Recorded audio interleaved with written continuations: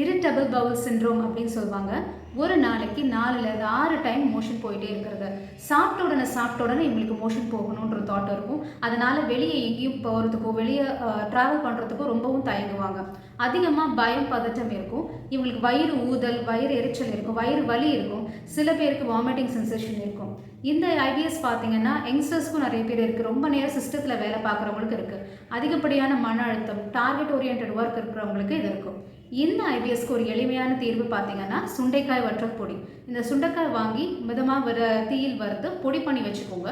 இதோட அளவு பார்த்தீங்கன்னா 1லிருந்து 3 கிராம், அதாவது 1/4லிருந்து அரை டீஸ்பூனுக்குள்ளே நீங்கள் மோரில் சாப்பிடணும். மோர் வெது வெதுப்பாக இருந்தால் ரொம்ப நல்லது. இதை ஒரு நாளைக்கு நீங்கள் 2 டைம் எடுத்துக்கலாம். இந்த மாதிரி சாப்பிட்றதுக்கு ஒரு 1/2 hour முன்னாடி எடுத்துக்கலாம். ஸோ இந்த மாதிரி எடுக்கும்போது இதோட சிம்டம்ஸ் குறைய ஆரம்பிக்கும்.